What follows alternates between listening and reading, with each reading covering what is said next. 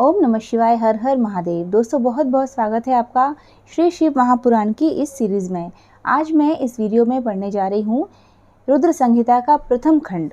ऋषियों के प्रश्न के उत्तर में नारद ब्रह्म संवाद की अवतारणा करते हुए सूत जी का उन्हें नारद मोह का प्रसंग सुनाना, काम विजय के गर्व से युक्त हुए नारद का शिव, ब्रह्मा तथा विष्णु के पास जाकर अपने तप का प्रभाव बताना, ये सभी चीज़ें आप इस वीडियो में सुनने जा रहे हैं। जो विश्व की उत्पत्ति, स्थिति और लय आदि के एकमात्र कारण हैं, गौरी गिरिराज कुमारी उमा के पति हैं, तत्वज्ञ हैं, जिनकी कीर्ति का कहीं अंत नहीं है, जो माया के आश्रय होकर भी उससे अत्यंत दूर हैं तथा जिनका स्वरूप अचिंत्य है, उन विमल बोध स्वरूप भगवान शिव को मैं प्रणाम करता हूँ। मैं स्वभाव से ही उन अनादि शांत स्वरूप एकमात्र पुरुषोत्तम शिव की वंदना करता हूँ, जो अपनी माया से इस संपूर्ण विश्व की सृष्टि करके आकाश की भांति इसके भीतर और बाहर भी स्थित हैं। जैसे लोहा चुंबक से आकृष्ट होकर उसके पास ही लटकता रहता है, उसी प्रकार ये सारे जगत सदा सब ओर जिसके आसपास ही भ्रमण करते हैं, जिन्होंने अपने से ही इस प्रपंच को रचने की विधि बताई थी, जो सबके भीतर अंतर्यामी रूप से विराजमान है तथा जिनका अपना स्वरूप अत्यंत गूढ़ है, उन भगवान शिव की मैं सादर वंदना करता हूँ। व्यास जी कहते हैं, जगत के पिता भगवान शिव, जगन माता कल्याणमयी पार्वती तथा उनके पुत्र गणेश जी को नमस्कार करके हम इस पुराण का वर्णन करते हैं।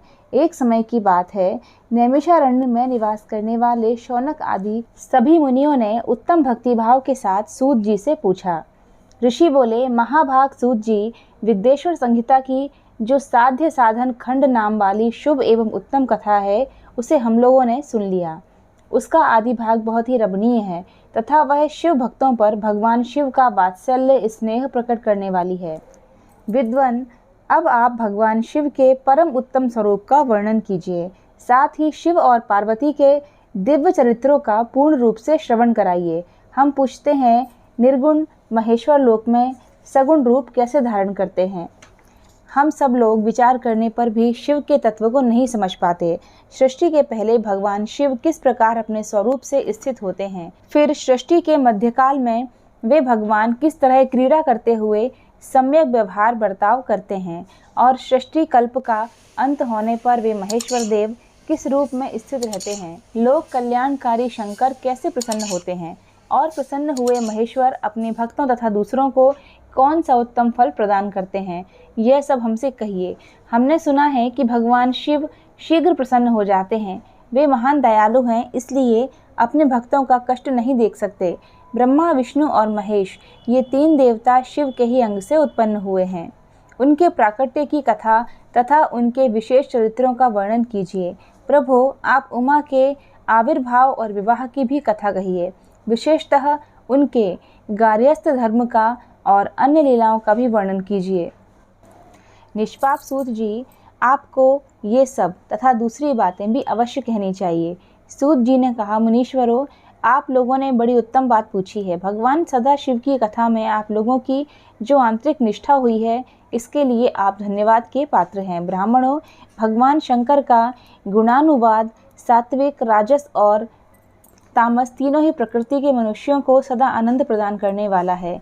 पशुओं की हिंसा करने वाले निष्ठुर कसाई के सिवा दूसरा कौन पुरुष उस गुणानुवाद को सुनने से ऊब सकता है? जिनके मन में कोई तृष्णा नहीं है, ऐसे महात्मा पुरुष भगवान शिव के उन गुणों का गान करते हैं, क्योंकि वह गुणावली संसार रूपी रोग की दवा है। मन तथा कानों को प्रिय लगने वाली और संपूर्ण मनोरथों को देने वाली है। ब्राह्मणों, आप लोगों के प्रश्न के अनुसार मैं यथाबुद्धि प्रयत्न पूर्वक शिव लीला का वर्णन करता हूँ। आप आदरपूर्वक सुने। जैसे आप लोग पूछ रहे हैं, उसी प्रकार देवर्षि नारद जी ने शिव रूपी भगवान विष्णु से प्रेरित होकर अपने पिता से पूछा था। अपने पुत्र नारद का प्रश्न सुनकर शिव भक्त ब्रह्मा जी का चित्त प्रसन्न हो गया, और वे उन मुनि शिरोमणि को हर्ष प्रदान करते हुए प्रेम पूर्वक भगवान शिव के यश का गान करने लगे। एक समय की बात है, मुनि शिरोमणि विप्रवर नारद जी ने, जो ब्रह्मा जी के पुत्र हैं, विनीत चित्त हो तपस्या में मन लगाया। हिमालय पर्वत में कोई एक गुफा थी, जो बड़ी शोभा से संपन्न दिखाई देती थी। उसके निकट देव नदी गंगा निरंतर वेगपूर्वक बहती थी। वहाँ एक महान दिव्य आश्रम था जो नाना प्रकार की शोभा से सुशोभित था। दिव्यदर्शी नारद जी तपस्या करने के लिए उसी आश्रम में गए।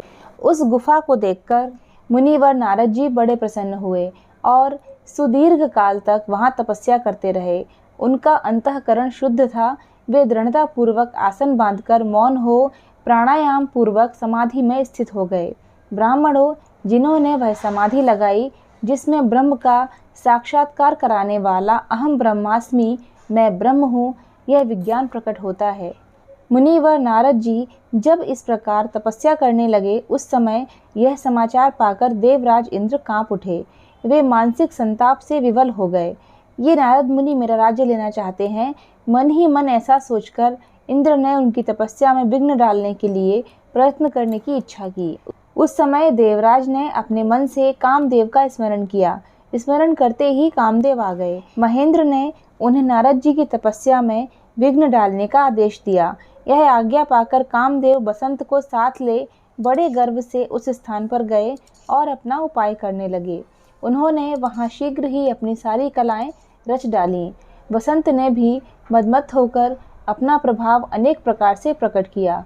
मुनिवरों, कामदेव और बसंत के अथक प्रयत्न करने पर भी नारद मुनि के चित्त में विकार नहीं उत्पन्न हुआ। महादेव जी के अनुग्रह से उन दोनों का गर्व चूर हो गया। शौनक आदि महर्षियों, ऐसा होने में जो कारण था उसे आदर पूर्वक सुनो। महादेव जी की कृपा से ही नारद मुनि पर कामदेव का कोई प्रभाव नहीं पड़ा। पहले उसी आश्रम में काम शत्रु भगवान शिव ने उत्तम तपस्या की थी और वहीं उन्होंने मुनियों की तपस्या का नाश करने वाले कामदेव को शीघ्र ही भस्म कर डाला था। उस समय रति ने कामदेव को पुनः जीवित करने के लिए देवताओं से प्रार्थना की। तब देवताओं ने समस्त लोकों का कल्याण करने वाले भगवान शंकर से याचना की। उनके याचना करने पर वे बोले, देवताओं, कुछ समय व्यतीत होने के बाद कामदेव जीवित हो जाएंगे, परंतु यहाँ उनका कोई उपाय नहीं चल सकेगा। अमरगण, यहाँ खड़े होकर लोग चारों ओर जितनी दूर तक की भूमि को नेत्र से देख पाते हैं, वहां तक कामदेव के बाणों का प्रभाव नहीं चल सकेगा, इसमें संशय नहीं है। भगवान शंकर की इस युक्ति के अनुसार उस समय वहां नारद जी के प्रति कामदेव का निजी प्रभाव मिथ्या सिद्ध हुआ। वे शीघ्र ही स्वर्गलोक में इंद्र के पास लौट आए। वहां कामदेव ने अपना सारा वृत्तांत और मुनि का प्रभाव कह सुनाया।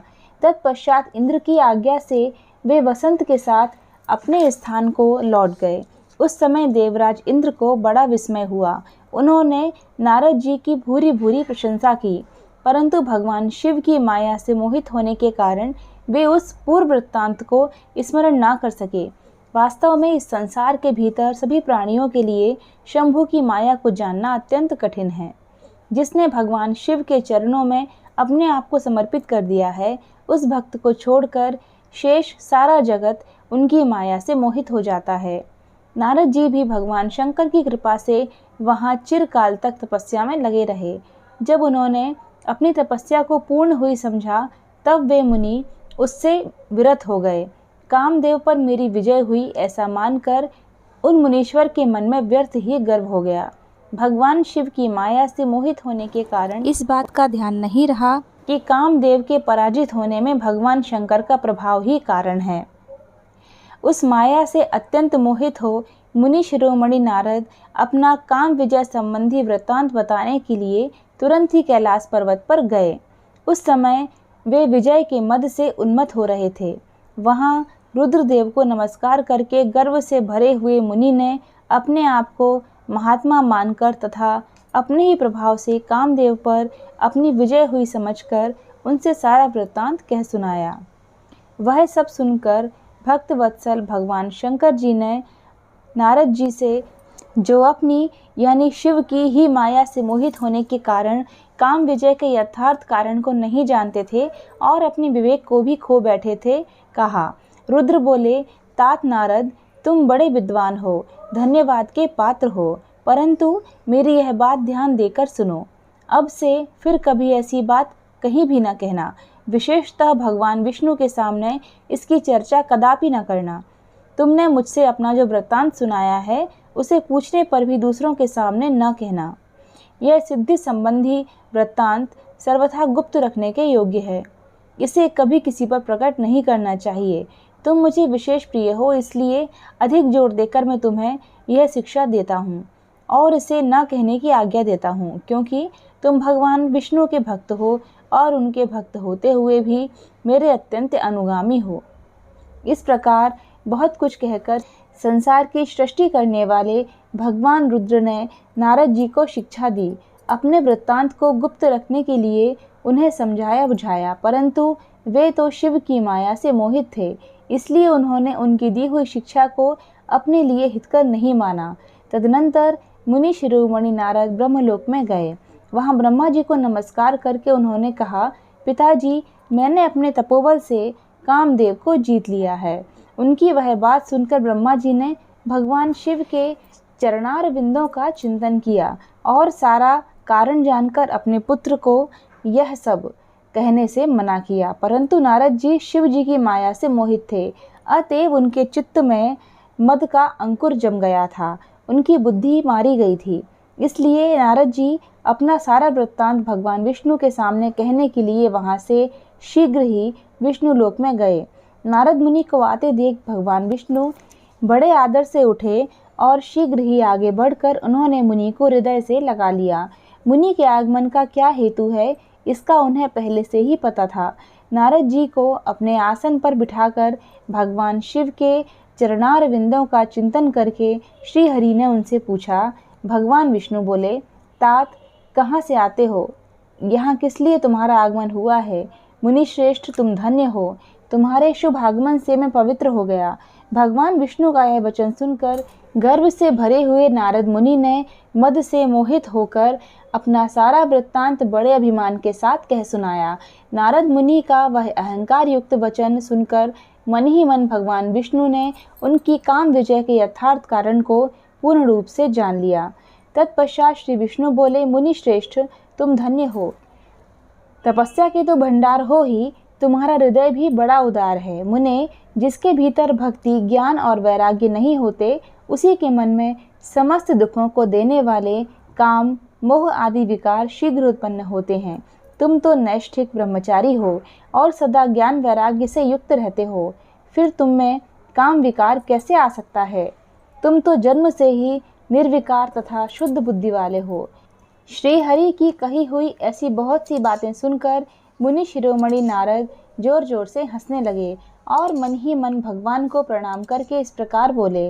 नारद जी ने कहा, स्वामिन, जब मुझ पर आपकी कृपा है तब बेचारा कामदेव अपना क्या प्रभाव दिखा सकता है? ऐसा कहकर भगवान के चरणों में मस्तक झुकाकर इच्छानुसार विचरने वाले नारद मुनि वहां से चले गए। दोस्तों, यहाँ रुद्र संहिता का पहला और दूसरा अध्याय समाप्त होता है।